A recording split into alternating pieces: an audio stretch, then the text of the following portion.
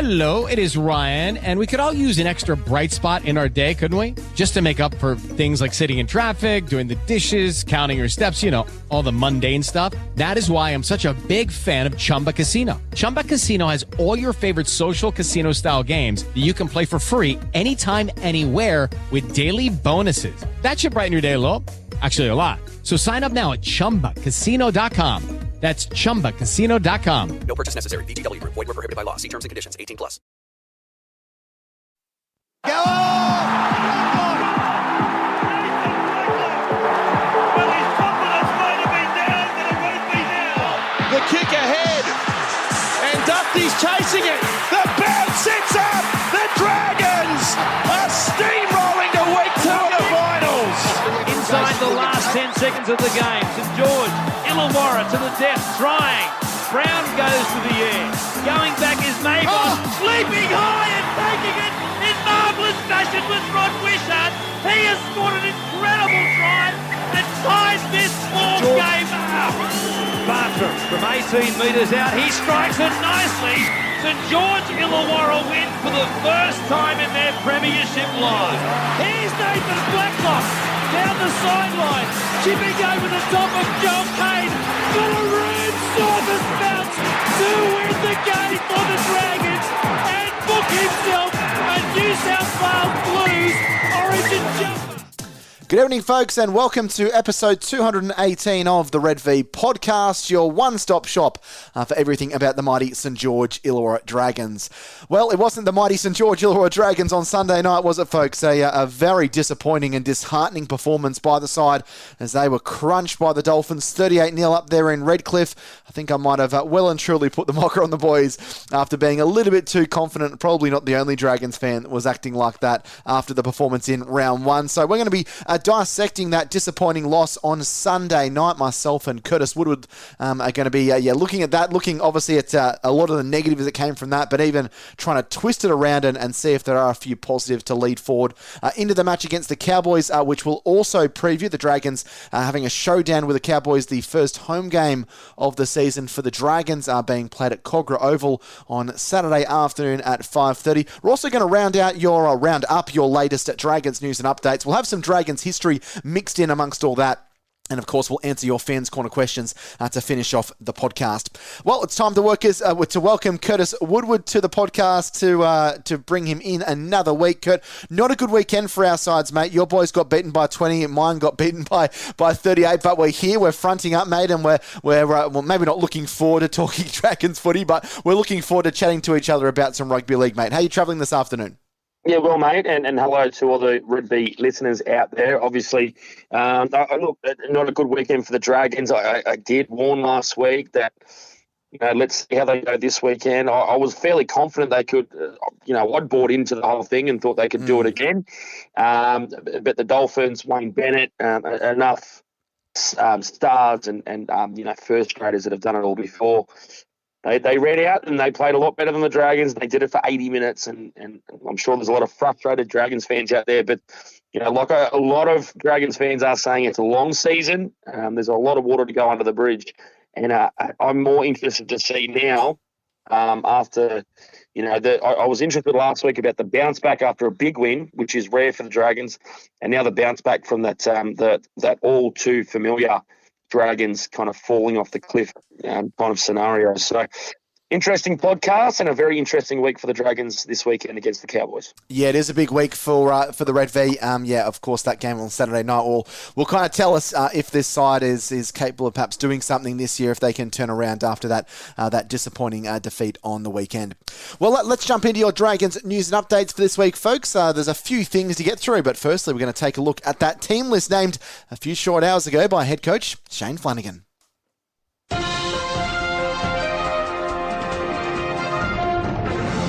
couple of force changes here for the Dragons due to injury and suspension. No Francis Molo. We'll mention, we'll talk about that in just a moment. He's taken the early guilty plea for his high shot on the weekend, so he's out for a game. And also no Jacob Little. Picked up a couple of head knocks on the weekend and now has been ruled out with a concussion injury, I guess you could say there. So a couple of force changes. That means that Jack de Belin shifts from lock forward into prop. And Jesse Marshke, who was very good for the Dragons reserve grade side on the weekend, he actually starts at number 9. I dare say there might be some changes to that. I think before match day, I think Connor Malazan probably more suited to the starting role and Jesse Marshke potentially coming off the bench and adding a bit of spark. Considering, Marshke, I think the only time that he's been playing hooker in reserve grade was for a 20 or 30 minute spell on the weekend. He's been starting. He started in the halves in that game earlier and didn't play in the New South Wales Cup game in round 1. But sure, there'll be some questions in regard to that.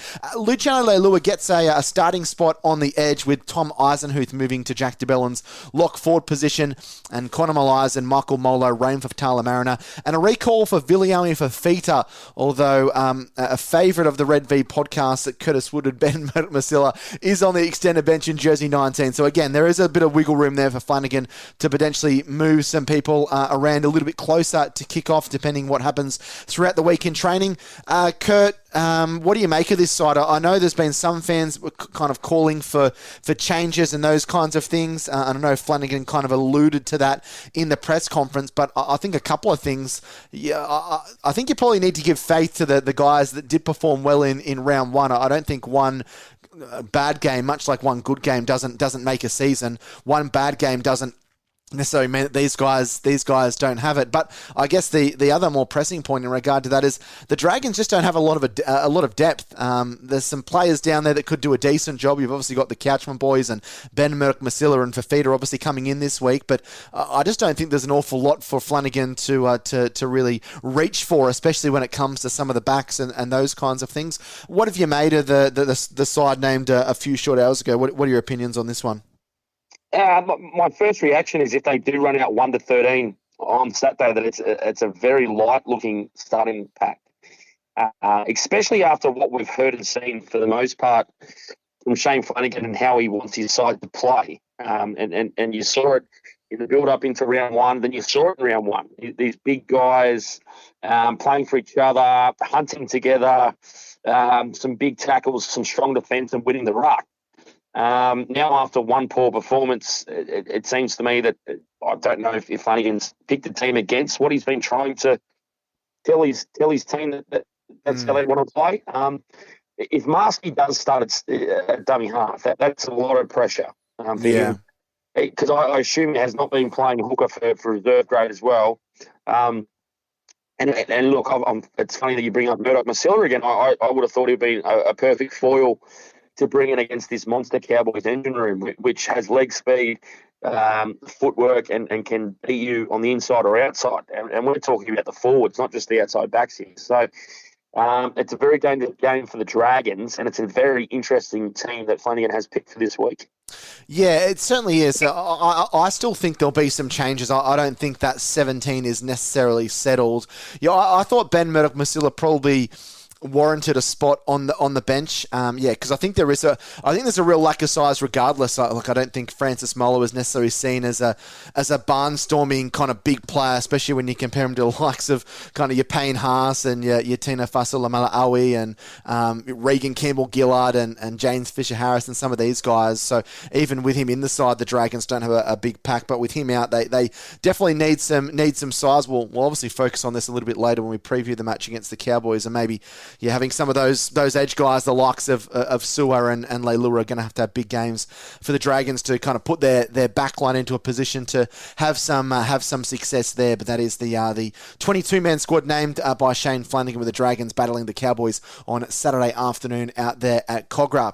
Well, last night the Dragons held their members forum. I believe their first members forum of the year. I think they normally try and do 2 or 3 throughout the year. I went there as a Dragons member. yeah, it was kind of an interesting vibe there. It was great to have Andrew Lancaster, the chairman, Shane Flanagan, and also CEO Ryan Webb. Obviously not going to go into everything that happened there, but there were some good conversations. Ryan Webb gave a presentation on the Dragons' financial position, and looking like this will be the fourth year in succession that the club is going to make quite a handsome profit, and that money has been turned around and pumped both into the pathways, the St George Dragons and Illawarra Steelers pathway systems, but also into the NRL side as well. He went on to say that some of that money has gone into kind of upgrading the gym facilities, especially down at Wynn Stadium, because they were not in a position that I guess Shane Flanagan and the coaching staff were happy with. He also gave an update on the Centre of Excellence. They're meeting with a builder at the moment that they're hoping is going to be the builder that's going to kind of lead them forward with the Centre of Excellence, and looking like the end of 2025 is kind of the progress update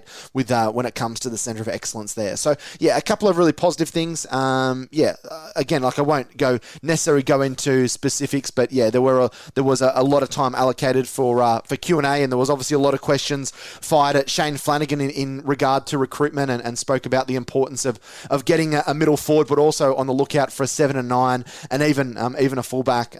Just him saying that he's not sure if Tyrell Sloan is the person that's necessarily going to be a dominant number one. He may be, but he also may not be. They were kind of the roundabout words and terminology that Shane Flanagan was saying. He was saying that the Dragons always on the lookout for quality players and doing their best to try and lure players to the Dragons, and still thinks that it's a desirable place to come. Andrew Lancaster kind of chipped in as well and said he didn't want players coming to the Dragons just based on money. He wanted players coming to the Dragons based on wanting to play for the club and wanting to play under Shane Flanagan. So, I think there was some really, really positive things there for the club. Obviously, as there always is with Q&As, there's some curly questions and difficult things like that, but I thought they handled it pretty well. And, even despite the loss against the Dolphins, I think it's a positive vibe around the club. And the only other thing I'll say about it was Shane Flanagan was very adamant very early on in the Q&A section that what had transpired up there in Redcliffe against the Dolphins wouldn't happen again this year. He said that the players know that they let down the club, let down the fans, let down the jersey, he was looked. I know words can be cheap sometimes, but he looked like a very determined man that was not gonna let the playing group be embarrassed like they were on Saturday night. So some really positive things coming out of that, and I'm sure kind of some of that stuff will come out in club information in the next few weeks and few months and those kinds of things. So great to get a bit of an insight into to what is happening at the club down at Wollongong, but also obviously stuff that's happening up at Cogra with them training up here once a week as well. As you would have seen from the team list review, Francis Molo hit with a one-match ban. If he'd fought the charge at the judiciary, he would have been facing 2 matches out, but he takes the early guilty plea. Frustrating that it happened so late on as well. The Dragons could have really used him this week, but he'll find himself sitting on the sideline alongside Hame Sele. He's had that hamstring injury. He's been ruled out until round 4.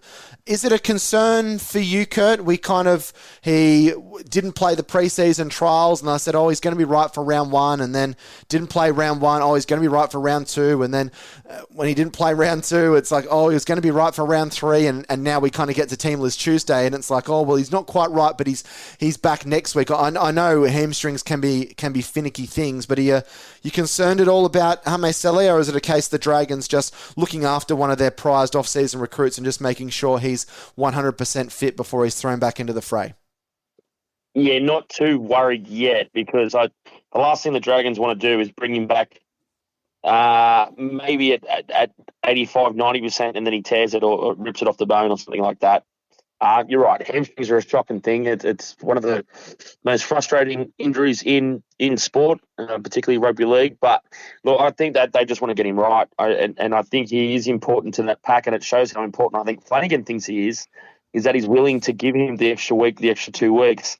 Because the worst thing, like, imagine if he comes back and he tears it straight away. So they might as well just give him that time. As long as the season doesn't get too far away from them too early, and it gives him a chance to get back in the side. Obviously, Flanagan's pretty keen to get as many There'll be quality forwards out there as quickly as he can. I mean, case in points, Luciano Leilua, who may be off the pace a little bit on his return, but that's a story for a little bit later in the podcast. But yeah, I'd give him another week or two and look, get him 100% right and hopefully get him through the entire season and help win you some games as well.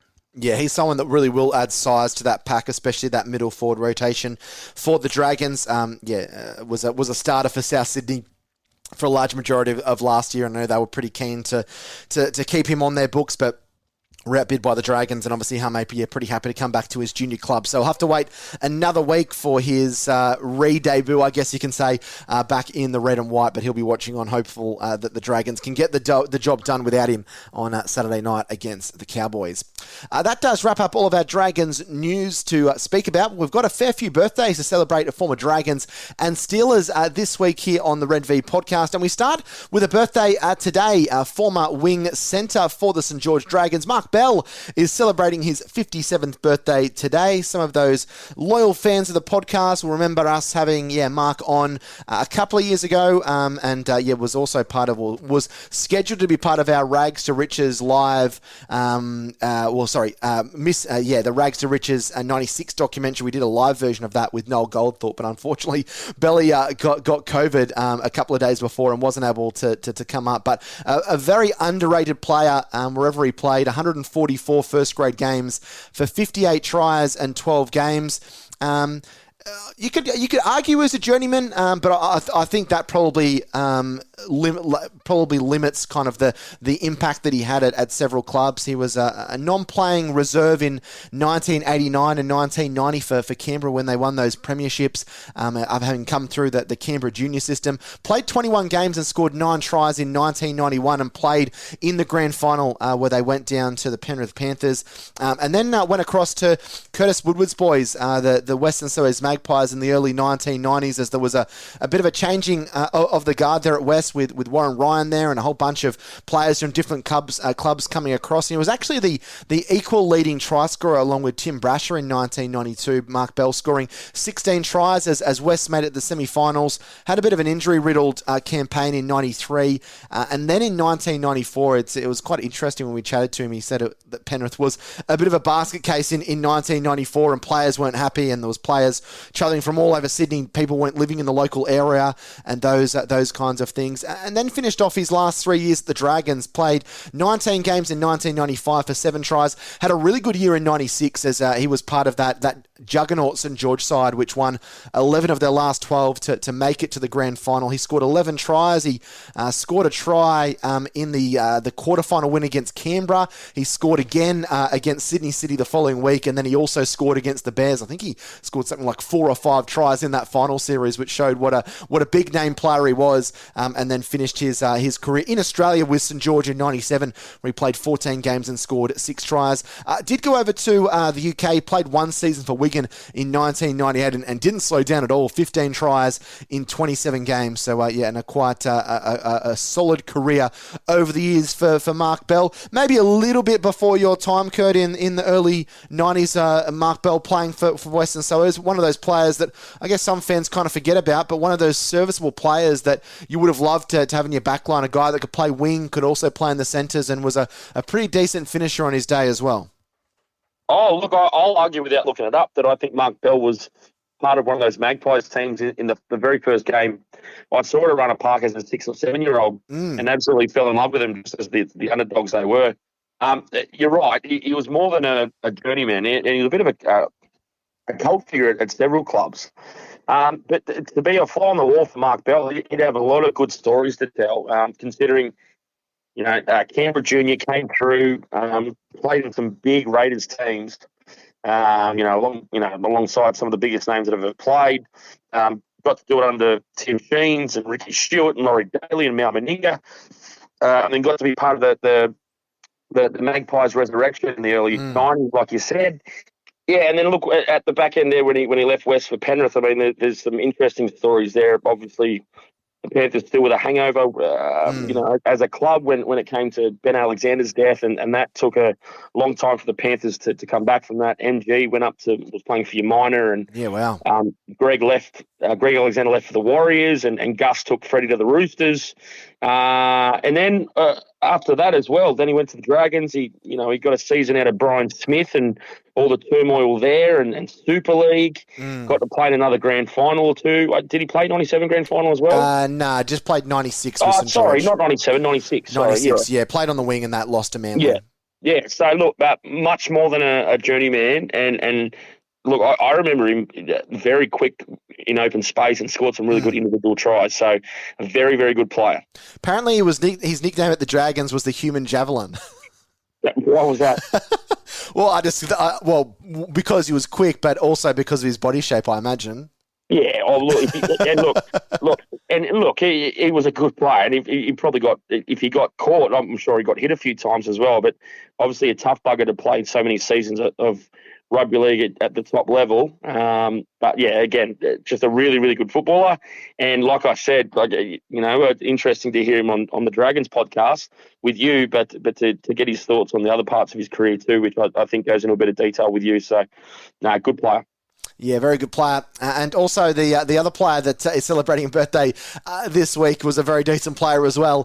Former hooker and premiership winner for St. George, Ian Walsh. Sadly, we lost Ian back in 2013 and in excess of a decade ago, but was born on Monday, the 20th of March, 1933. So tomorrow, would be celebrating another birthday. Would be celebrating his 91st birthday, but not to be. But as we like to say on this podcast, you're only dead the last time someone talks about you, and you often get to mention Ian Walsh, one of the great players in the history of the St. George club.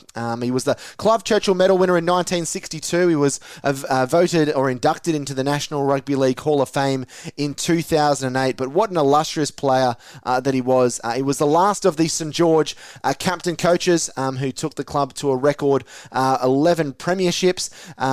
He obviously had a bit of a differing career to some of the other guys that kind of came through the junior system at the Dragons. He was playing for Yagara in northwestern New South Wales in 1951. At the age of only 17, he represented the Western Division and played the Frenchman, and also captained the district against Great Britain in 1958. Back in those days where, you did represent your local region, it was very, very different to what it was like today.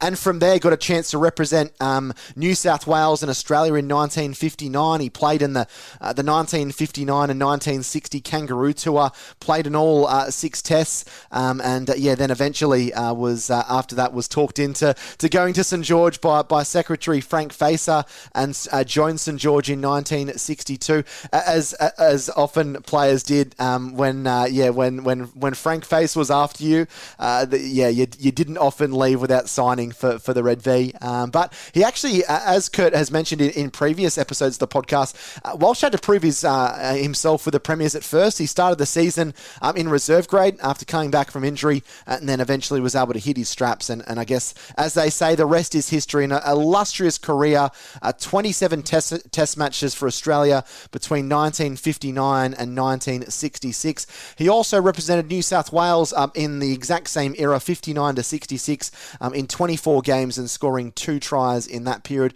While for St. George, played 94 games between 1962 and 1967 and premierships in all of those seasons, bar one in 1967 when I guess he was part of that side that eventually the streak was broken. But what a wonderful player, Kurt. We love talking about these guys that played in that 1950s and 1960s era, and Ian Walsh, one of the players that I guess as the side got a little bit older and they kind of moved on, as we've kind of mentioned, from guys of like Bobby Bugden and Ken Carney and those kind of guys. Ken Carney initially was the hooker that had success at the Dragons. Frank Facer and the rest of the team at the Dragons, they were always looking to identify talent, and they found a good one with Ian Walsh, and what a career he had as a Dragon, but also as a captain coach of the Dragons in winning premierships. Yeah, from what I understand, and we can ask our good friend Jeff Armstrong or other Dragons fans out there listening to the Red V podcast about this, and I could be completely wrong, but I've got a funny feeling Ian Walsh, in comparison to Ken Carney, when it came to the old school hooking, like the actual skill of actually winning the ball back for your team, Walsh was easily one, two, three, one of the greatest of that era from like 1908 up until the into the 70s or whatever. And they talk about how Ken Carney would, and correct me if I'm wrong here, someone, but that they spoke about Ken Carney would in his era use his head, his eye gouges or boots or whatever you needed to do in that middle of the scrum to get the ball back. But Ian Walsh also had that tactical skill where he was just legitimately better than everyone else at getting that ball back. So, yeah, look, a legendary player. And you've got to be pretty good if you come along and replace Ken Carney, which we've spoken about before. So happy birthday to Mr. Walsh. Yeah, was captain coach for St George in 1966 and 1967, won 31 games. And, had a win percentage of 70%. And then went to Parramatta. Didn't have as much success with Parramatta in the early 70s, only 16 wins, but still an absolute titan of rugby league. And happy birthday. And I'm sure, there will be some celebratory drinks happening in the Walsh household somewhere over the course of tomorrow. Later in the week, Graham Bradley will be celebrating his birthday, a former St George and Illawarra representative. He'll be turning the big 6-0, the former centre winger, born in Oatley, a lanky winger that was signed by Brian Smith when he was down at Illawarra.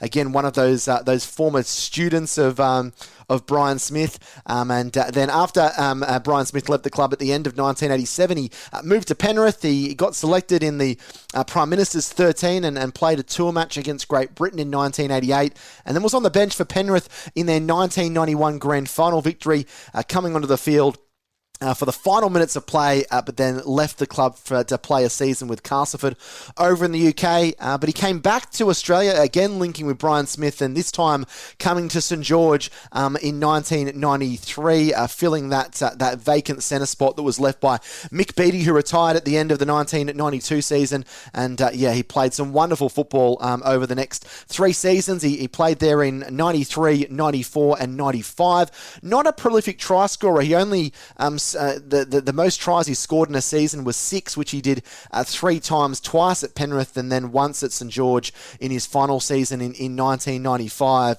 But still finished with 35 tries, 180 first-grade games, 38 for the Steelers, 72 for Penrith and 70 for St George, and then went across and had a fairly profitable career at the end of his career over in the UK. Followed Brian Smith over there. So anyone that talks about kind of Darius Boyd following his daddy Wayne Bennett, well, it was done before when Graham Bradley followed Brian Smith effectively everywhere. He spent the final 3 seasons at Bradford, 28 games in 96 for 14 tries, 24 games in 1997 for 8 tries, and then finally in 1998, 24 games and 11 tries. So end up playing 292 first-grade games in total, Kurt. One of those players, again, much like Mark Bell, we forget about, but throughout those 93 to 94, 95 era for the Dragons, he was a player that was very, very dangerous and a very good finisher, whether it was in the centres or on the wing for the Dragons.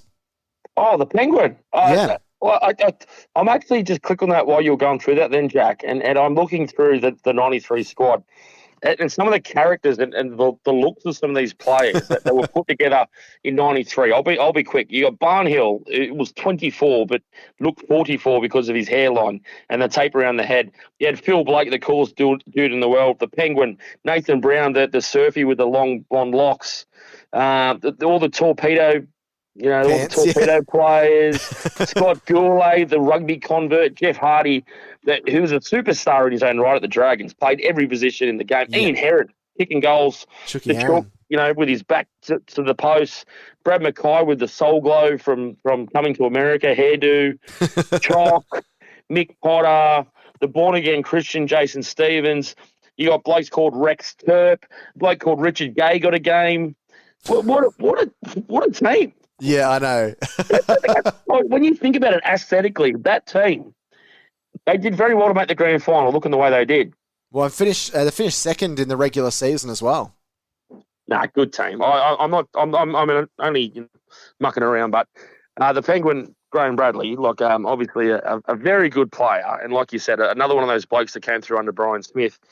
I wonder what Jack, I wonder what a young Brian Smith as a I'm assuming PE teacher at school, would he have been a cool teacher back then, back in the 80s? coaching and whatnot? Maybe, but I think he would have been aggressive. I have heard a few stories through the grapevine that he didn't mind reaching for the cane if you were misbehaving at James Cook. Really? Yeah, I don't know if that's true or not, but disclaimer there. But yeah, I'm sure he would have been seen as probably would have been idolised by a lot of the students, especially the younger students. If you got someone working at your school and they're coaching Illawarra, coaching one of the New South Wales rugby league clubs, it's quite an incredible story, really. Oh, look, I've got a funny feeling that he's supposed to be in there and he's got a curriculum of things he's supposed to teach his students. And after a frustrating loss on the Sunday, he would have came in and said, right, every class we're doing game reviews and you guys can tell us what we did wrong and can do X's and O's and all the rest of it. Yeah, that's right. Yeah, I wouldn't have put it past him. He seemed like he was that kind of character. No, it would have been good fun, I reckon. But yeah, no, happy birthday to Graham Bradley. Another one of those blokes like Mark Bell. And just another cult figure. And I think from memory, I think he actually got the 94 footy series cards. I think he got like you said, it was a tough year for the Panthers, so that's not saying much. But I think he got a footy card in the 94 series, along with like the likes of Trevor Gilmeister and a couple other blokes that should have never made it to the Panthers. But happy birthday to the Penguin, and like many of those Dragons from that rich era of the early 90s and the mid 90s, for Dragons fans, that would have been so cool to see these guys come through. And that if any club deserved a premiership, and we talk about this all the time, it's probably some of these blokes like the Penguin and those guys like that. But happy birthday to the big fella. Yeah, turns 60 tomorrow. And then later in the week, celebrating his 92nd birthday, is former St George representative Kevin O'Brien. So he was a player that played 65 first-grade games in his career.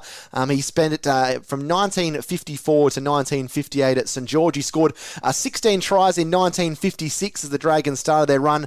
Fell out of favour a little bit in 1957 and 1958, only playing 2 games there. But one of the oldest surviving players from that 1956 to 1966 era. He also played in the Kangaroos tour in 1956, 1957, and also played in that 18 to 12 grand final win in 1956 over in Balmain. So very happy birthday to Kevin. Still fighting fit. I'm hearing from my sources, and great that we still have one of the players from that era still alive and going really, really well. Also on the 22nd of March, a little bit younger, celebrating his 61st birthday, is a former St George back rower Cole Hollywood Fraser, a good friend of myself and Kurt's mentor, I guess you could say, Albie Talarico, who gets a mention on the podcast from time to time. 74 first grade games for Cole. Played in that early to mid 80s period for the Dragons where they were able to have some success. A bit of a bit part player at times. Played 16 games in 1984 as the Dragons made it to the prelims. Played 14 games in 1983 when the Dragons made that exciting run to the semi-finals, and then was only kind of used sparingly across 1985 and 1986, and then played for the 29 games in 87 and 88, and then went to the Roosters and played just 3 games in 1989. I know he's very passionate about his food these days. He had a bit of an injury, Cole. I think he slipped and fell and broke his ankle or hurt his foot or something. I know we follow him on social media a little bit, the Red V podcast. I think he's all mended up now, but a player that has arguably one of the greatest photos you want to talk about footy card selections, Kurt, and we actually used this for our episode picture when we chatted with Cole a couple of years ago. There's a picture of him posing for the camera with his footy shorts on, but his Eastern Serbs jersey off, just staring down the barrel of the camera, which I just think is great. He's a character. Cole. It was a lot of fun chatting to him on the podcast a couple of years ago, and I believe you've had a few interactions with him at times, haven't you, Kurt? I think so, mate. My memory's just completely lost me. I'm sure I've got him on Twitter, and I'm sure we've crossed paths a few times. I think there's probably been a few sportsman lunches with old Albie where we've and my memory starts to fade when it comes to those things, especially after about 2 or 3 hours. But I just googled that. That's photo, generous. mate. 2 or 3 minutes, mate, for you, I reckon. Would you like a beer, Mr. Woodward? I like to get there early and see what's happening on the Brickies laptops and see if I can get a little feature up. And but I just googled that photo. I mean, dead set. I mean, it's like looking in the mirror, that football card. But good fella, and happy birthday to the big man as well. He has a lot in common with our next birthday, a player that also played in a similar era, and that's Pat Jarvis. He'll be turning 67 on Sunday, celebrating his 67th birthday. A former Arncliffe Junior, played for St George in the grand final defeat in 1985. He also played 8 games for New South Wales and ended his first grade career with 212 games. Was really a wonderful player, one of the best players in that St George pack on his day. One test for Australia in 1983. So spent between 1980 and 1986 at the Dragons. Went to Canterbury in 87, a couple of years for the Roosters in 88 and 89, and then finished off with a couple of years for the North Sydney Bears in 1990 and 1991, including playing in that preliminary final defeat for the Bears in 1991. Went across and played 18 games with St Helens in the 1987 off-season. And is someone that is still highly respected within the game. Did a bit of captain coaching with Mudgee in the Group 10 competition out in Central West New South Wales. He was a former policeman as well. I believe, Kurt, and correct me on this if I'm wrong, but I believe it was Pat Jarvis, wasn't it? That there's a famous story where he kind of harnessed and got Jeff Fennick off the streets and took him to the PCYC, the police club, and got him into boxing, and they kind of say, as they say, the rest is history. Yeah, very true. Absolutely. And I think it's Pat's son or nephew now who's boxing and doing a really good job of that. And a lot of that work's been with Jeff. So Jeff was a mean boy off the streets of Marrickville and kind of went into the PCYC, and Pat got him off the street as a copper, and actually helped him out, and kind of like you said, got him off the streets and got him on the straight and narrow, and gave him something to concentrate on, which he brought up. I think I did a podcast with him a few years ago now, but there's another story and my dad rang me up and he said, "Mate, you've got to ask him this story." And I was like, "What is it?" He goes, "There's an urban myth that he had a broken leg and he couldn't straighten it or get it ready, and he couldn't get back on the field and until he was obviously approved by medicos and whatnot." And he says he reckons that he got, what was it? Was it he put his leg on a piece of wood to flatten it out, and then got a car to drive over the piece of wood. Something I'm going to have to look back into it. And he kind of, it was a bit of nudge, wink, wink, but he didn't deny it. So, and look at. Yeah, just that. Look, apparently he's got into the Scientology and all that stuff as well, but still working. I think he's still got a removalist company as well. This was a couple of years ago now, but it was very nice with his time, and still had some really good stories about his time at the Dragons. I think from memory as well, he even revealed out of nowhere, and I just was like, obviously it's a podcast, so he couldn't see me, but he revealed that Wayne Bennett was actually down at Dragons training before he joined the Raiders. Yeah. And the possibility of him joining from the QRL instead of going to the Raiders in 87. So he had some good yarns, and I hadn't heard that story before, but if you get a chance, have a listen. But he done well with his career, and obviously continued that career through East, and he had some injuries, and then on a really good Bears side in 91. So happy birthday to Pat as well. And our last birthday is someone that is a real titan of the St George Dragons Football Club. Actually, someone that had the honour of scoring St George's first ever try in a competition match in 1921, and that is George James Carstairs, who was born on Sunday, the 25th of March, 1900. Obviously, no longer with us. George passed away in 1966 at the age of 66, but a very important player in the history of not just the St George Dragons, but also the district of St George in rugby league, but also just in rugby league in general. But such an interesting player.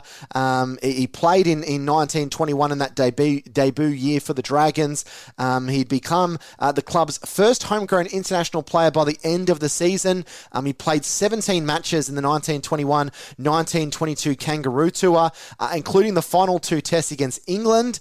And then, as we've spoken about on the podcast before, in 1928, he was actually at the centre of an incident that led to the infamous Earl Park riot during a match against Balmain. Carstairs was allegedly kicked by opposing forward Tony Russell, which sparked a fight amongst rival supporters. He then went out to the country with Barbed Men and also Narrabri, and finished his career with the Dragons. If you read the books that Jeff Armstrong has released, it kind of says that he was a bit of a punchy character in the sense that he did kind of push a few noses out of joint at time, and I think the St George Committee weren't entirely delighted with that. But gee, like you talk about making a movie or making a documentary on someone's life, Kurt. You think of George Carstairs, scores the first ever try for St George, plays for his country, gets kicked in the head that starts one of the most infamous brawls in the history of rugby league. And not just that, he actually served in both World Wars. So in the First World War, he was ranked as private in the 1st Battalion. In the Second World War, he was ranked as Lance Sergeant. Then he was actually reported missing in action when he was fighting in the Middle East, and even before that, in the First World War, in the Second World War as well. Yeah, he was prematurely reported dead when he was fighting in the Middle East in 1940. So quite remarkable. 81 first grade games, 11 tries, 78 goals. Played with St George between 1921 and 1929. Jason Stevens is someone that is into the land of TV and producing and all that kind of stuff. Surely we can twist his arm to make a movie on or at least a documentary on the life of George Carstairs. What a life someone like him would have lived back in the early 1900s, Kurt. Oh, you stole me thunder. I was about to say, considering everything he did for the Dragons as a player, and the character that he apparently was, to serve and lie about his age and say he was 18 when he was actually 16, and go to war in World War One, and then World War Two knocks him out, and he's 40 years old, and he says, "All right, I'm gonna join the army." So, just one of those blokes where, if you get some more information about him, it would make for a great mini-series, and we've spoken about that before. There's many interesting cats in rugby league history, all different kinds of characters. He's another one of them. Look, I don't know what else to say. He sounds like one of those blokes that would have been a player's player and someone you could, without taking away from what he did at war, but go to war for him in another sense and play with him, and kind of look after each other. So I think he would fit in very well with the modern player and, that camaraderie. But again, completely different time. To think that you've already gone to war and then you get to play first grade in a competition that's only 11 or 12 years old, just split from rugby union, and you're playing for a new club called St George. You would have no idea you'd have no idea looking into the future how big the St George club would be. But to do the things he did is a trailblazer for the club, probably the first trailblazer for the club. Yeah. I think that's a really good summation of the career that he had, and it's just remarkable, isn't it? And we kind of sometimes it's hard to put a face to Anzac Day and that kind of stuff, and we kind of get carried away being Dragons and Roosters fans about who's going to win the game, and we kind of a somber for the last post, but for the St George Dragons and for the St George Illawarra Club, George Carstairs is one of the faces, along with all of the other players that serve their country. And we tip our cap to not only a great rugby league player and an important person, but what he's done with keeping our country safe all those years ago in World War One and World War Two. To finish off our Dragons news and updates, we've got the Who Am I for this week here on the Red V podcast. Now, this player played halfback for St George Illawarra and was born on the 29th of June 1981. So that puts him at the current age of 42. He played 15 games for St George Illawarra in 2000 and then played one game across 2 seasons with the Sharks in 2001 and 2002. Spent a fair bit of time playing in the lower grades after that. He played for the Balmain Tigers in the New South Wales Cup in 2005, and during that time he was able to represent Malta, and then in 2009 made the move over to the UK, played with the Gateshead Thunder in 26 games, scoring 21 tries, kicking 9 goals in 2009, and played a further 24 games for Halifax in 2010, and also represented the Queensland Residents in 2006. Now, he was, as part of the 2000 St George Illawarra side, he was someone that played in the halves with Trent Barrett. So, did play a little bit of halfback in amongst that. Have you got a name that's popping up in your head at all, Kurt, for the Who Am I? I think I do. I think I've got it. Oh, do you? Interesting. I think I've got, but I thought this bloke played for West Tigers as well. So maybe didn't play first grade. Yeah, might have been in the Tigers system because it did say he played for Balmain in 2005. Yeah, okay. All right. I'm going to keep mine, but I've got a funny feeling. Can I give one of the initials? Yeah. First name starting with L? Correct. All right, I'll leave it there. Yep. We thought we would try and find one in the middle there, someone that hasn't played like one game for the Dragons, which is very, very difficult, but we will reveal all a little bit later. Oh, the only other clues I will say, after coming back from the UK, he played for Mounties in what was the Bundaberg Cup back in 2011, and then in 2012 he was captain coach of the Young Cherry Pickers in the Group 9 country competition out in country New South Wales. But if you haven't got that just yet, we do have a few more clues we can give a little bit later on in the podcast. Well, we're going to take our first break here on episode 218 of the Red V podcast, and then myself and Kurt are going to do our best to try and rip the Band-Aid off quickly, review that disappointing defeat against the Dolphins, but also try and look at some positives and maybe be a bit more circumspect about where the Dragons might be going in season 2024. With the Lucky Land Slots, you can get lucky just about anywhere. This is your captain speaking. We've got clear runway and the weather's fine, but we're just going to circle up here a while and get lucky. No, nothing like that. It's just these cash prizes add up quick. So I suggest you sit back, keep your tray table upright, and start getting lucky. Play for free at LuckyLandSlots.com. Are you feeling lucky? No purchase necessary. Void where prohibited by law. 18+ terms and conditions apply. See website for details. With the Lucky Land Slots, you can get lucky just about anywhere. This is your captain speaking. We've got clear runway and the weather's fine, but we're just going to circle up here a while and get lucky. No, nothing like that. It's just these cash prizes add up quick. So I suggest you sit back, keep your tray table upright, and start getting lucky. Play for free at LuckyLandSlots.com. Are you feeling lucky? No purchase necessary. Void where prohibited by law. 18+ terms and conditions apply. See website for details. Judy was boring. Hello. Then Judy discovered ChumbaCasino.com. It's my little escape. Now Judy's the life of the party. Oh, baby, mama's bringing home the bacon. Whoa, take it easy, Judy. The Chumba life is for everybody. So go to ChumbaCasino.com and play over 100 casino-style games. Join today and play for free for your chance to redeem some serious prizes. ChumbaCasino.com.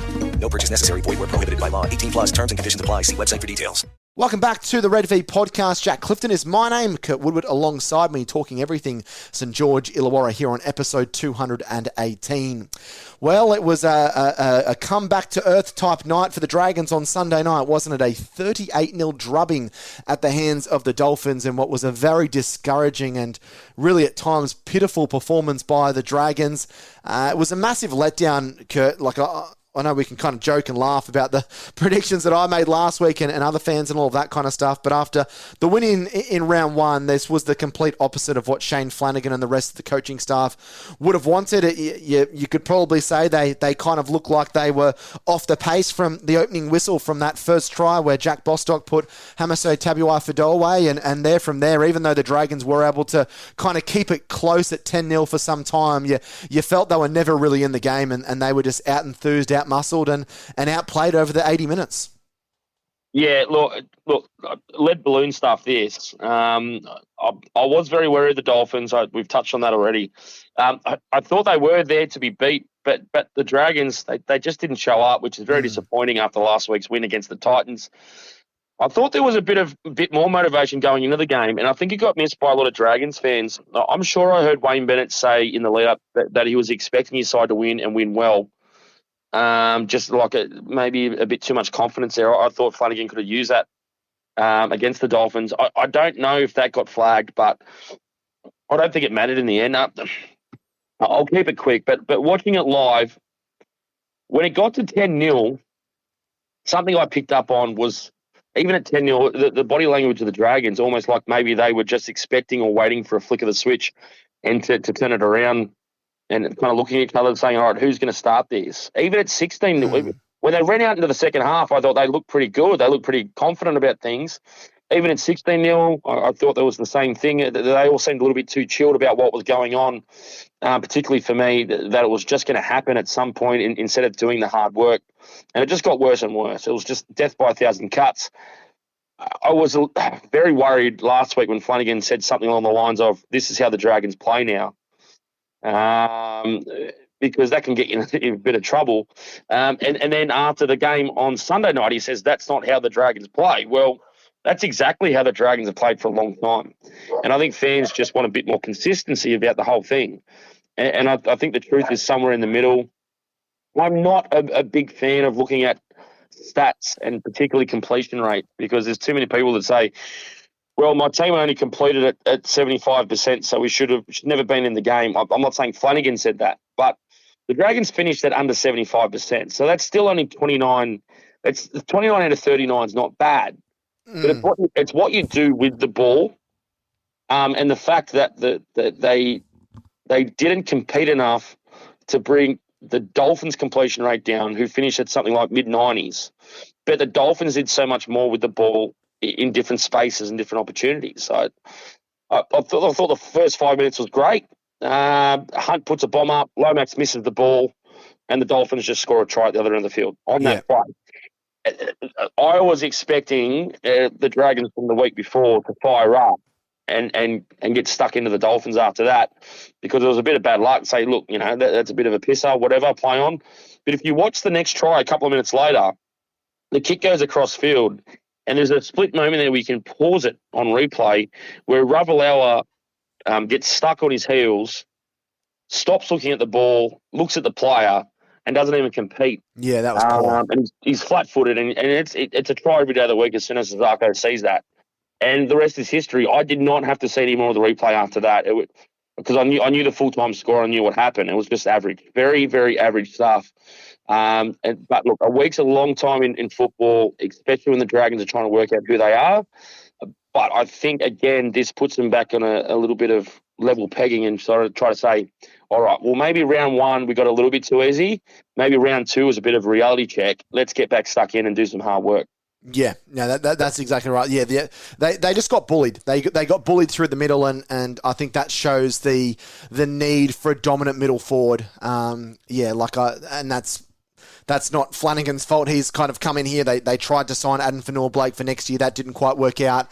But yeah, that I think that game showed it's a real apparent weakness of the Dragons, because they got every time, whether it was Sloan or Lomax or Ravalawa, where were they getting the ball? They were getting the ball 10 metres out from their own line. They weren't able to make any ground, and it was just they were just literally smothered by the Dolphins set after set. And the Dolphins, to their credit, they came up. They turned up. They played some really good football. They got in the face of both Flanagan and Hunt, and they weren't able to put anything on. I know last night at the members forum, Shane Flanagan said that both Flanagan and Hunt went away from the game plan.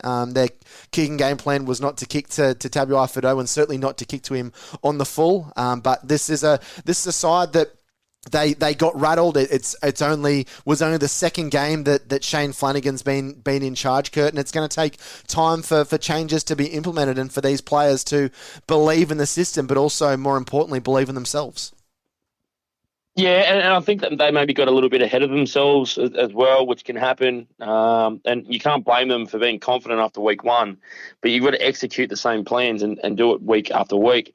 I've actually just got it on in the background. I just hit play at a very interesting point where I think it was the 30th minute. Sloan breaks away from a few tackles, gets into the back play, chips over the top, forces a set restart.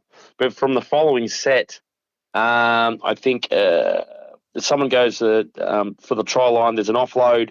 And instead of round one where it just all clicks and they get there, the ball kind of gets stuck between Blake Laurie's legs. He has to fall to the ground. Then there's a grubber kick for the in-goal. Leilua or Molo gets there first, but then I think Nichols knocks it out of his hands and it's a knock-on. They're the old Dragons things that the good teams take advantage of those breaks and they take advantage of those repeat sets of six. And the Dragons just didn't do it.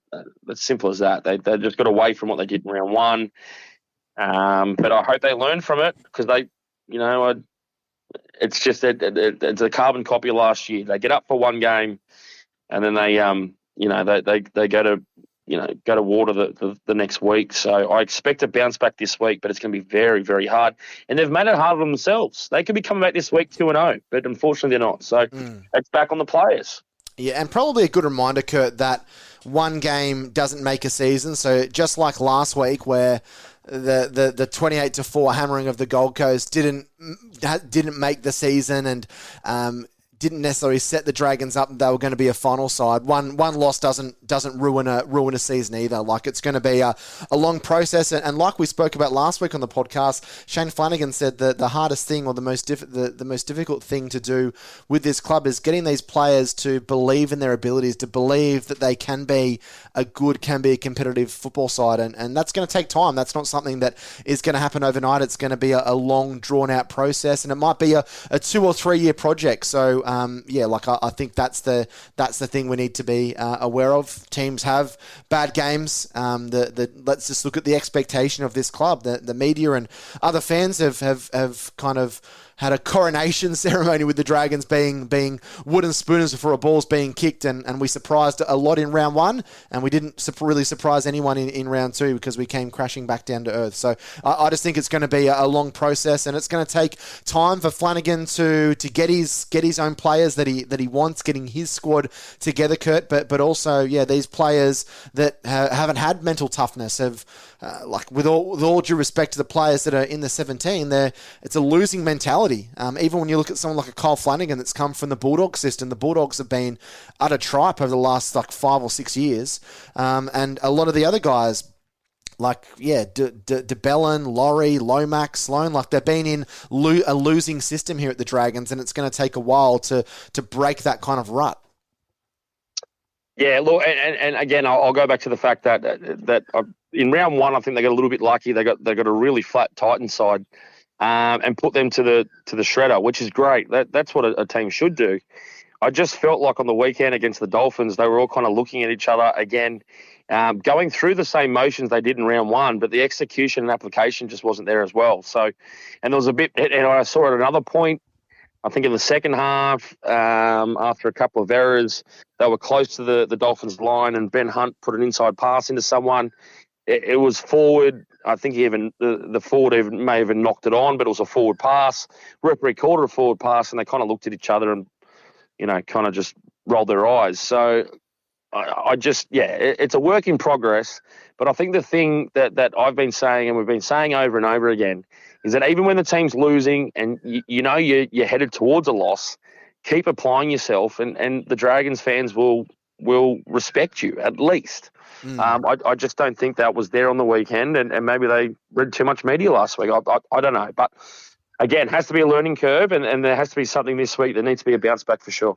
Yeah, certainly does, and that's probably a nice transition spot for us to move into the match preview for this week. The Dragons taking on the North Queensland Cowboys, Saturday 5:30 at Cogra, the first home game of the season for the Dragons. So they'll be desperately trying to put in a good shift here at home for the Red V fans. Kurt, what's your feeling heading into this one? I know fans and Flanagan as well are looking for a response from the side. That doesn't necessarily mean that the Dragons are going to win, but you want them to be a darn sight better. And you want that physicality to be back as well. That completely disappeared against the Dolphins. It was almost like they were expecting a physical attribute from the Dolphins, but then weren't able to deal with it when it came against a Cowboys side that does have some pretty big bodies. Even with Hyland Lukey ruled out, that the Dragons forwards, they're going to have their hands full for most of the afternoon. What are you hoping to see out of the Red V on Saturday night, Kurt? Well, they need to start fast. If they let the Cowboys get out to, 10, 12, 18 points, the game's over, I think, after 20 minutes, because I don't think the Dragons will have the ability to chase down those points if the game does become a bit of an arm wrestle and the Cowboys, kind of get into that arm wrestle and are happy to play that way. The other problem, too, is that if they do drop a few tries to start the game, their heads go down and the score could blow out very quickly, which could be the absolute worst-case scenario for the Dragons from a PR perspective, because you would hope there's going to be a few Dragons fans there this week that have already bought tickets going off what they saw in round one and having a bit of faith. But they need to start really, really hard against the Cowboys. This could be the most important 10, 15 minutes of their season in the sense, and I hope I'm not going off too early, but if they don't show up for the first 10, 15 minutes against the Cowboys, it could be a very long 4 or 5 weeks, which in turn probably ends their season. And any hope of the Dragons fans think that they've got to make in the 8. So, I don't know what happens after the 15, 20-minute mark, but they need to get in there and get stuck into these Cowboys forwards, particularly, because if they don't, then it opens up the rest of the field for the rest of the Cowboys. So, yeah, I just want them to start really strong, get back into, what earned them the points in round one, and whatever happens after that, that's fine. But as a starting point, the only goal to start the game, keep the Cowboys to nil. If you can jag a lead after 15, 20, that's great. But you need to be in the game. You need to be in the game in the first quarter of the match. Well, it's kind of like what we've said in the preseason. If the Dragons are to lose, that's fine. If you lose to a better side, there's no problem with that. But make them feel like they've been in a game. Let's be physical. Let's try and maybe not beat them up, but let's try and be physical in the first 15 or 20 minutes and say to the Cowboys, well, yeah, you've got some very talented backs. You've got a better forward pack than us. You've got a better hooker than we do. But if you're going to win this, you're going to come into our home ground, you're going to have to earn it. Let's make them work for it. Let's not roll over like we did against the Dolphins, not contest kicks, have players falling out of position, making bad defensive reads. Let's make them work for it. I think that needs to be the mantra for the Dragons kind of moving forward is, these sides are going to have to, really work to get a victory here, whether it's at Cogra, whether it's at Wollongong, wherever it is, it doesn't matter. Like, I just want to see an inspired bounce back. And to be honest, I think we will, Kurt. I'm not going out and saying the Dragons are going to win and the Dragons are going to do a Dolphins and beat the Cowboys 36-12 or anything, but I think we will see a response. I think, I saw the kind of hunger in Flanagan's eyes last night, and I think the players, there would have been a few bruised egos after what happened on Sunday night. Yeah, look, and look, I hope it's not the case that, there's individual players going out there trying to get on highlight reels and, the Tony Carrolls of the world and all that kind of stuff and just try to put some shots on. I'm talking legitimately application to your physicality, which means, those first 2 tries the other week, last week against the Dolphins, very soft and didn't force the Dolphins to outlay any exertion or their fatigue or anything like that. The first try was the hammer who could run like that all day. The second try was 1-on-1 from a kick that Ravalawa should have at least, attacked the ball. The Dragons need to get in and force, if they're going to concede a try, don't concede it on the 12th minute and like a scoot from dummy half and, force some repeat sets of 6, get stuck into them, and make them spend 5, 6, 7, 10 minutes to get their points. And if you do that, you stretch the game out and you actually fatigue them a little bit more, and you earn the right to have their respect. And maybe instead of, taking a quick tap and going for the throat, they say, hang on a second, we've been down here for a long time. Let's take the 2. They're little wins. And I just hope the Dragons go up together and play for each other. Because if they don't, it's very easy for the Dragons to fall back in the same traps that they've done for many years, which is, Ravalawa shooting out of the line and missing shots, or if he does hit him, it's too high, or, blokes running out of the line and not talking to the guy beside him and not going up together. So it could get scary for the Dragons on the weekend if they're not committed to playing for each other. That they have to play for each other on the weekend. Luciano Leilua is going to be chomping at the bit. I guess that's kind of fair to say, Kurt. What do you want to see out of him against his former club? Because it kind of often goes one or two ways. They have an absolute blinder against their former club and prove why they shouldn't have been let go, or sometimes they have a stinker, they try too hard, make too many errors. What do you want to see out of Luciano, and what do you think Shane Flanagan's instructions are going to be to him? Oh, look, if he does make a mistake, it can't be the end of his game. That's the issue with Leilua, particularly with his fitness levels, which I don't think are up to scratch right now. And I'm happy to say that till I'm blue in the face. I don't think he should be playing or starting this weekend. But he is there against his old side.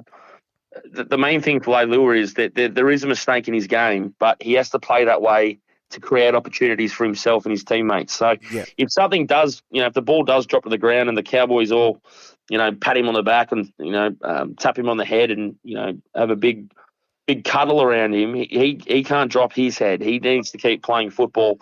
And it's up to the Dragons blokes around him to remember that, yes, there might be an error or two in his game and he's coming up against his old club, but you'd much rather him interested in the game going into the back half of the match where he still thinks that he's a threat or he's needed by his team. So I think, again, Leilua starting, it's a huge call, but it comes back to what I said before about how important it is to start the game well for the Dragons. So it's that catch-22 for Shane Flanagan. If he does start Leilua, there's errors in his game, and he may get caught out offensively and defensively at different times, but it's how he reacts and how the Dragons react and try to keep the game tight and get themselves in the match. Considering the size of the Cowboys pack, Kurt, and I guess the lack of size for the Dragons, do you see the Dragons trying to utilise both him and Sewer, who are probably two of the kind of bigger forwards for the Dragons, even though they are on an edge? And I guess like a double loaded question, like how do you try and like reduce the quality of the forwards showing that the Cowboys have at their disposal with so many kind of weapons all over the field? That's the hardest part because, again, and I'm only going off, and I agree, Jack, I can't see that being the starting pack for this weekend, because if it is, you're almost asking some of these blokes to go out there and play a game that you've asked bigger bodies to do in previous weeks and in pre-season. But now you want, this pack to do it as well. I'd be very interested to see how the Cowboys take this game tactically. Is this the week they hit the boosters and stamp a claim, or do they just want to get through it a bit like last week against the Knights? The most basic thing the Dragons can do with their defence, or their best defence, is their attack. So if they're not winning the middle of the field with their starting forwards, they're going to have way much more work to do defensively at their own end of the field. So if they want to help the defence, they have to be good with the ball.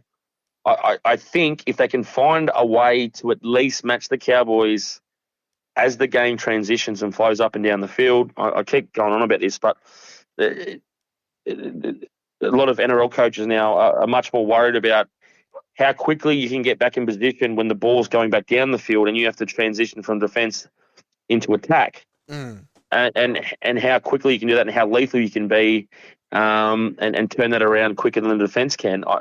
If the Dragons can get into that game up and down the field, they need to be pitting the Cowboys in certain pockets of the field and shut down as much of that ball movement as they can.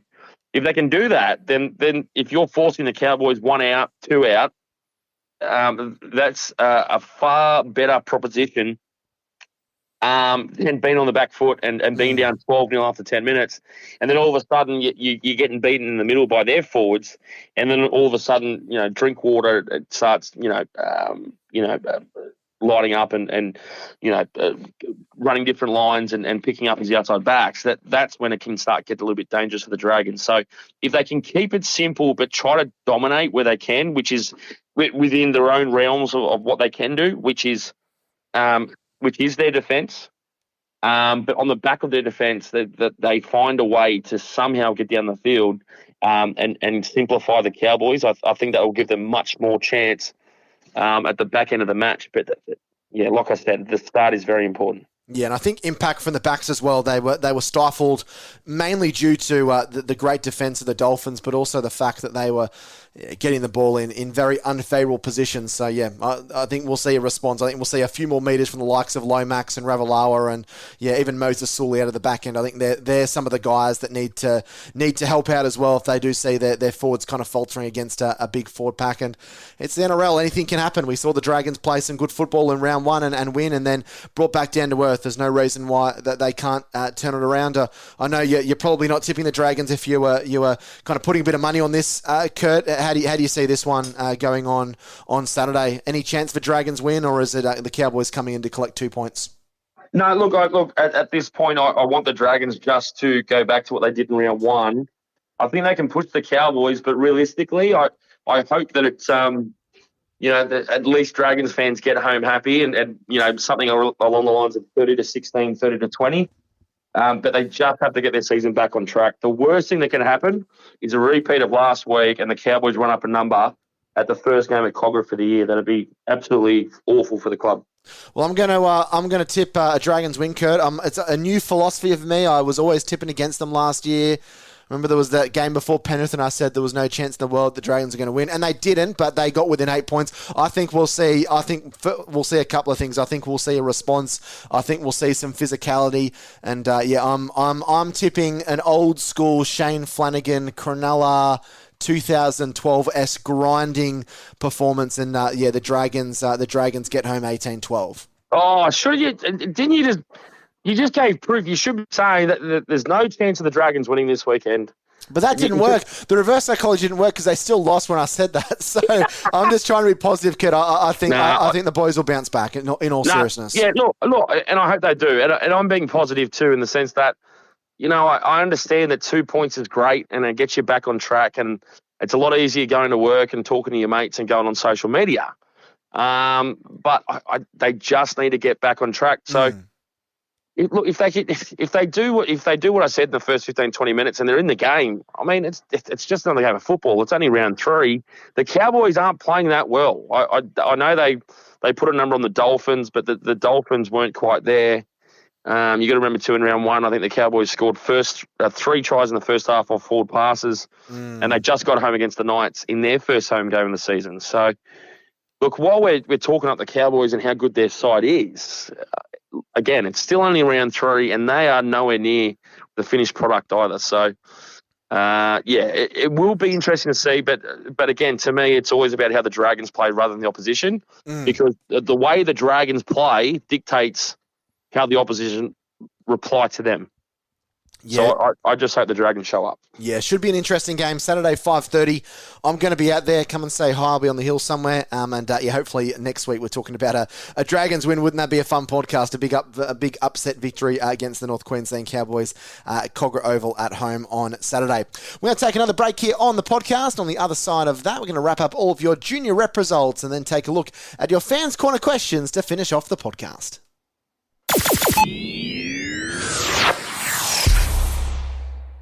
Welcome back to episode 218. Time to look at our junior rep results from the weekend and also the lower grades in our lower grade wrap. It was a good weekend for the Dragons in the New South Wales Cup.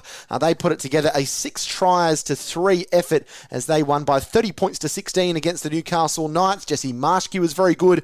Ben Murdoch-Masila alongside Matt Fierney and Saveli Tamale all putting in good shifts there. The Dragons New South Wales Cup side actually have a bye this week, so they get a week off. Meanwhile, for the Jersey Fleek side, they were thoroughly outclassed. After a good win in round 1 against the Storm, they came crashing back down to earth, thumped by Newcastle by 28 points to 4. They'll actually be taking on the Fijian Kaviti Silktails this week, and that's going to be streamed on the New South Wales Rugby League TV network. And that is also the curtain raiser to first grade at Cogra. So that's a real buzz for those under 21 boys. Kickoff there is at 3:10.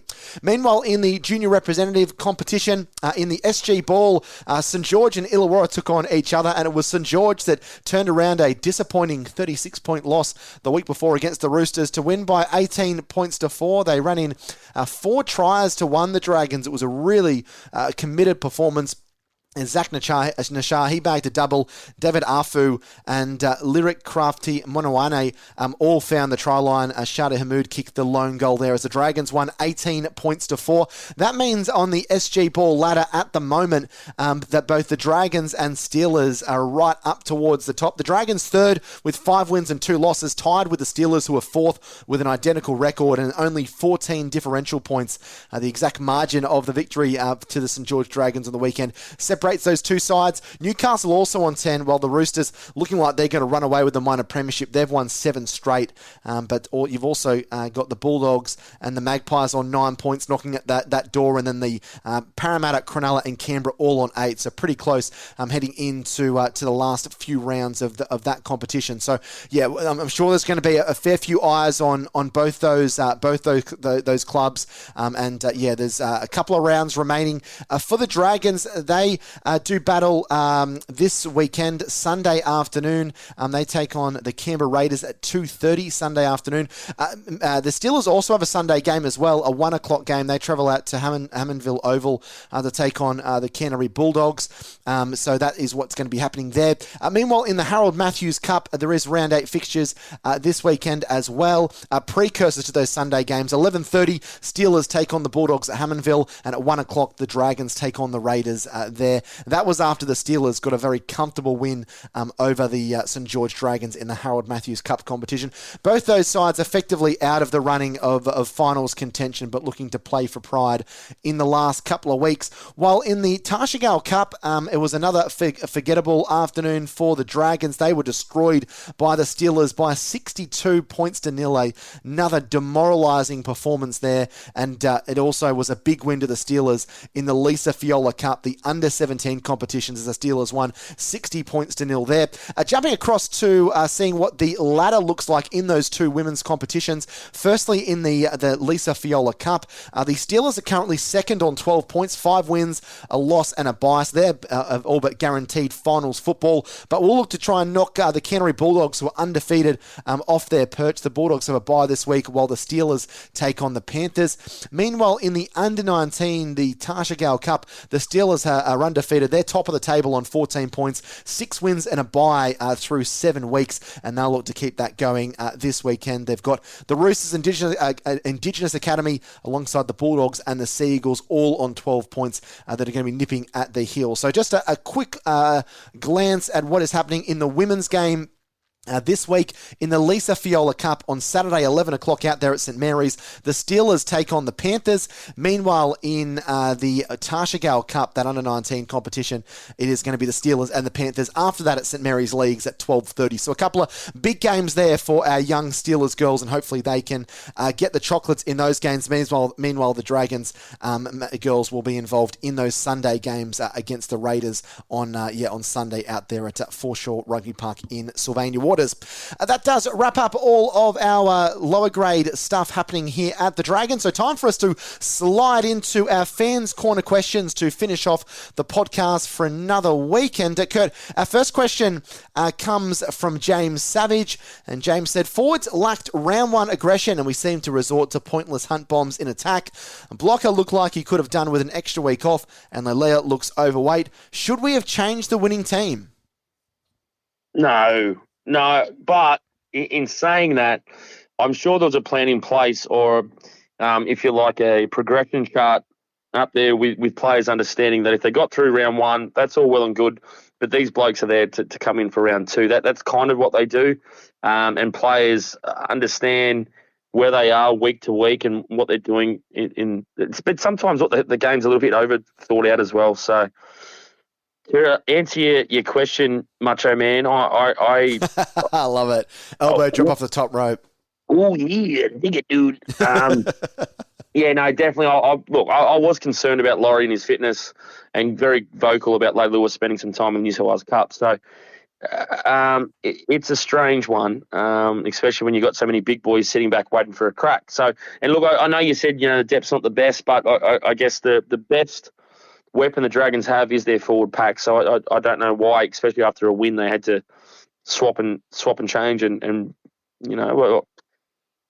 I thought Laurie could have had another week off, but they went another way. So, what do you reckon, Jack? Because you're the Dragons fan. I mean, when you were watching the game the other night, did you think that the forward pack, what side looked far? Well, I know one side played better than the Dragons pack the week after, but did you see things there that positionally made them worse than they did in week one, or was it more about application and not being able to do what they did in the first week? I thought it was more application. I had no problem with changing a winning side. I think, when you've got someone like Luciano, even if he's not at top fitness, and even if it's going to take him half a year to get into shape, I still think he is an upgrade on players that have played there previously. I just thought that the Dragons just looked off the pace. They looked like, I was saying this to a friend last night, they kind of looked like a side that had won 5 or 6 games in a row and just kind of rocked up to KO Stadium and just kind of went through the motions, just thought they could just rock up and were going to get the victory.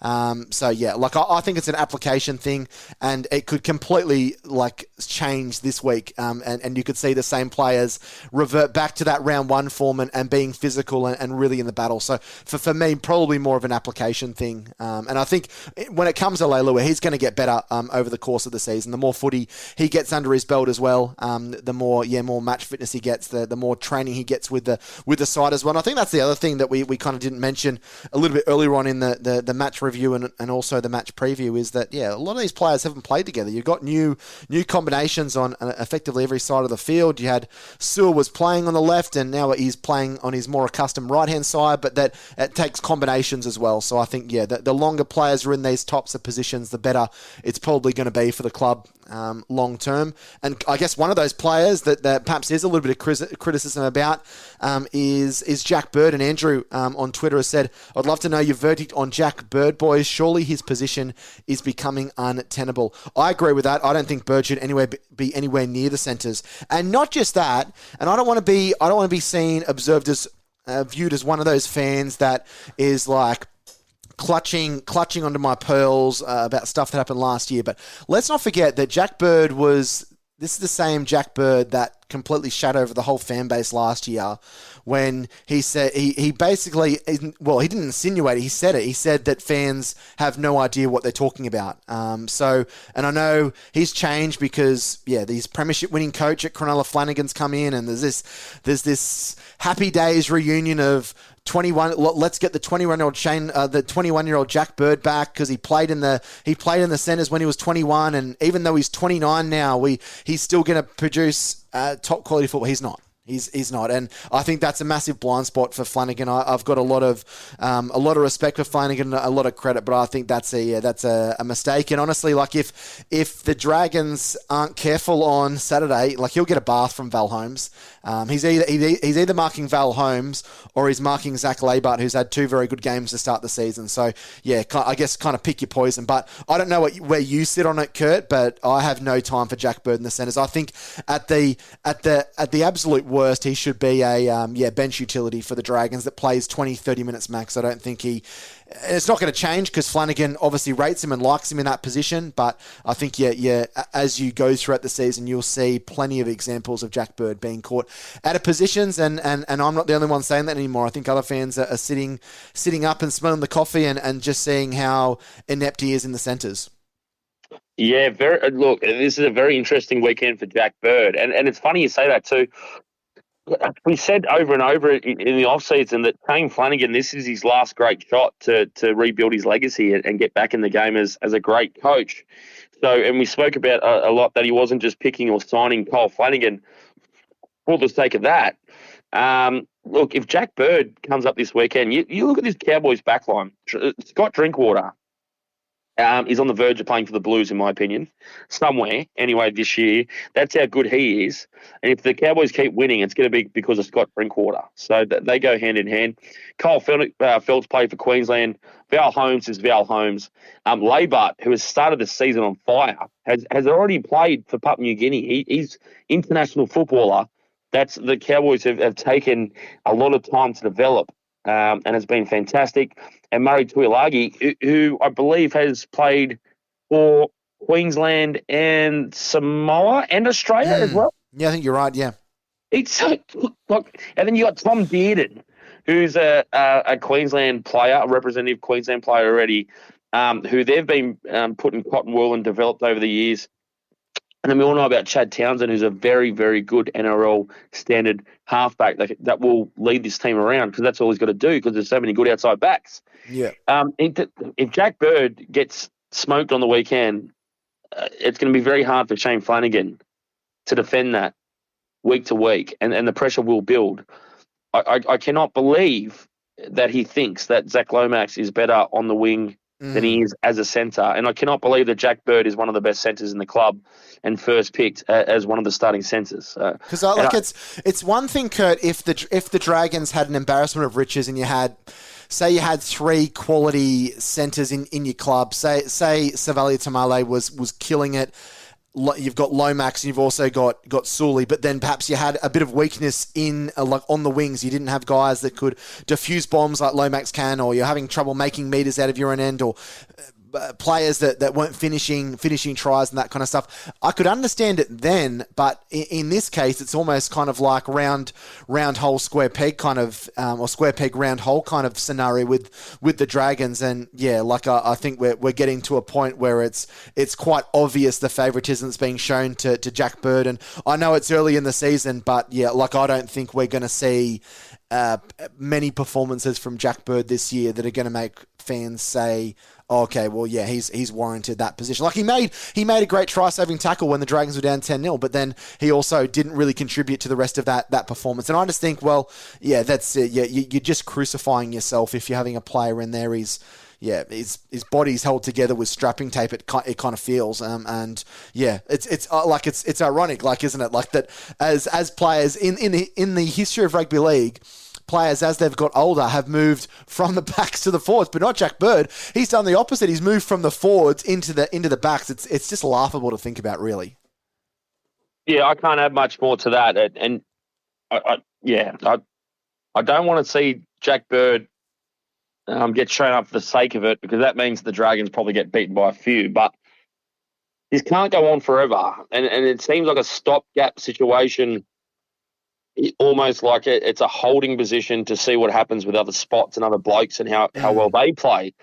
But it's too early in the season to be doing that. And I know Flanagan's got eyes on next year and the year after, but there's still games to be won here. Well, and I think the danger is, Kurt, now, because Parramatta are sniffing around Savalia Tamale, because he's played reserve grade last year after playing a bit of lower grades and juniorettes with the Dragons. He doesn't want to just sit and rot in reserve grade and play in front of 150 fans playing New South Wales Cup every week. You've got Lomax, who isn't happy because he's on the wing. So it's not just a factor of Flanagan prefers Bird in the centres and he thinks he can get the best out of him and that's best for the team and yada, yada, yada, whatever. Like there's a case to be made here that Bird stays in the centres for the majority of the season. The Dragons lose arguably their top centre at the club, Zach Lomax. They lose one of their most promising outside backs in Savalia Tamale. And then Bird's, I think he turns 29 tomorrow. God knows how long he's got left in his first grade career. He could pull up stumps next year. He could get injuries, whatever. And then the Dragons are left with, you've got Moses Sully on one side that's a damaging centre, and you've got no one else at your disposal. So you've got to rely on trying to sign someone in the player market, which the Dragons are having an awful difficulty with any player, let alone an outside back, and especially a good one at that. Or you've got to be patient and wait for someone to come up through the St. George Dragons or Illawarra Steelers junior rep system and then hope they can transition into first grade. So it's not just that Jack Bird isn't good enough to play in the centres. I think it's a very dangerous game, and he's walking a very thin line here, Flanagan, with kind of what he's doing here with Bird in the centres and the ramifications, Kurt, it can have on a couple of other players and the club as a whole.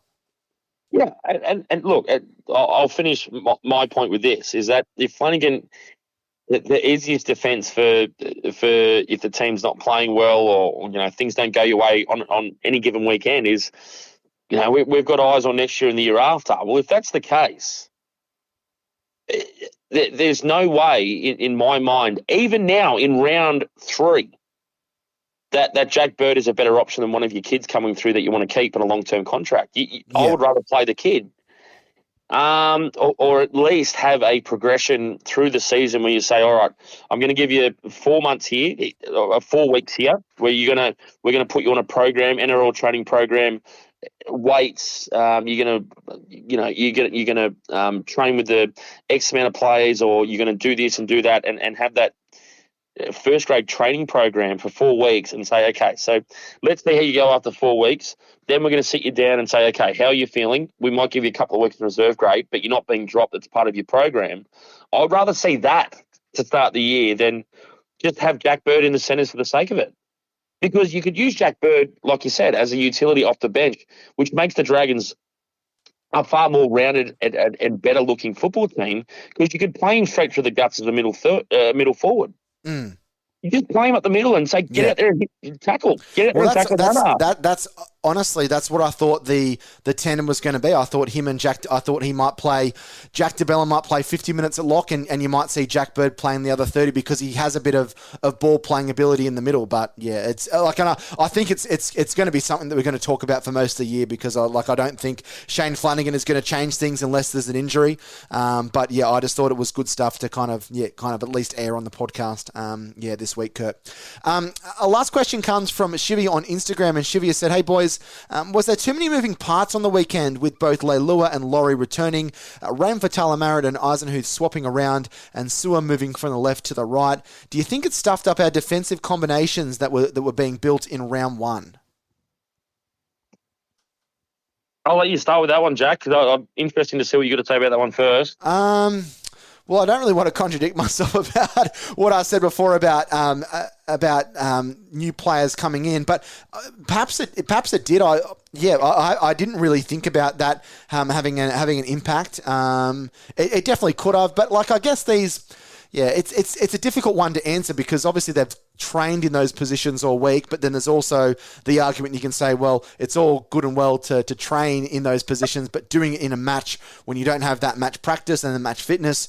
Mate, like, Shivy's probably onto a pretty good point there. Maybe they were a little bit disorganised with some of those players coming in, and maybe I should have readjusted my answer earlier that, maybe about James's question, and maybe they shouldn't have adjusted the team from round one. But it's hard when you've got someone like Leilua. Like, you don't have much finesse in the Dragons. You don't have a lot of skill, and I think Leilua is one of those players that brings that. So, hopefully for this week, the Dragons are better for the run. That's all I'm going to say.